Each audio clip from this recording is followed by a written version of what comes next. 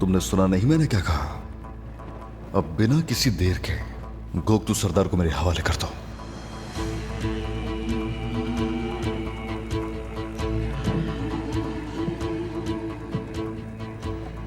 और इसके बदले में, गोकतू के बदले में जो मैं चाहता हूं वो बिल्कुल वाज़ेह है, लेकिन वो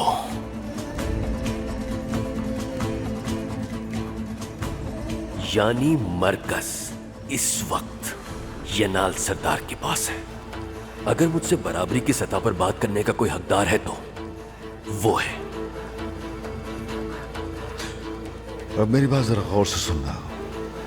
अगर मेरा कहा तुम भूल गए या फिर उसे नजरअंदाज किया तो फिर मैं अपनी बात दोहराऊंगा नहीं, तलवार बोलेगी फिर मेरी। और ये तुम अच्छी तरह जानते हो, किसी तुर्कमान को तुम्हारी कैद में नहीं रहने दूंगा। ये बात तुम अच्छी तरह याद रखो। या तो तुम गोकतू सरदार को अपने हाथों से मेरे हवाले करोगे, या फिर मैं अचानक से आकर उसके साथ तुम्हें भी अपने साथ ले जाऊंगा।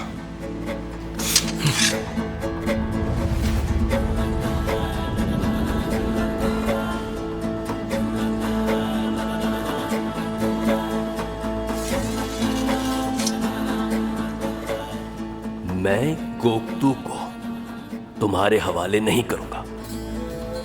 अगली बार जब तुम यहां आओगे तो अपनी जान हथेली पर रखकर आना, तब मैं तुम्हारी इस तरह मेहमान नवाजी नहीं करूंगा। अल्प अरसलान। जो कहना था वो मैंने कह दिया, बाकी तुम्हारा फैसला।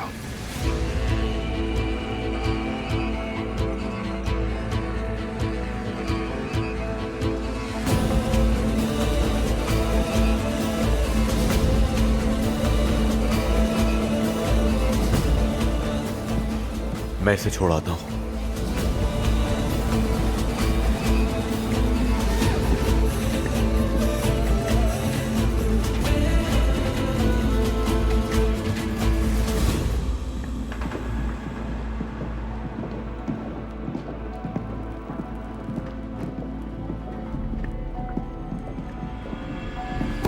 तुम काफिर तकफूर की बेटी बस्ती में दरअंदाज हुई और हमारे नाक के नीचे से बाहर निकल गई।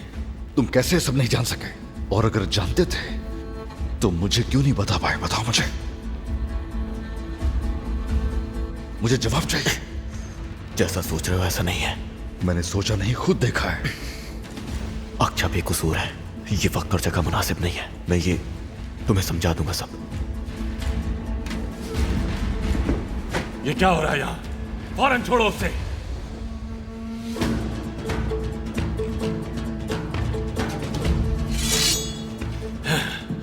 ये तुम क्या कर रहे हो अल्परसलान?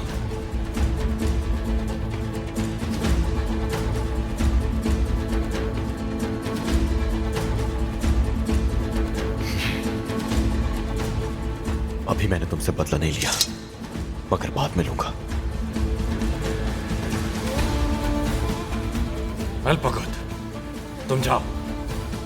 अल्परसलान को किले के दरवाजे तक मैं छोड़कर आता हूं।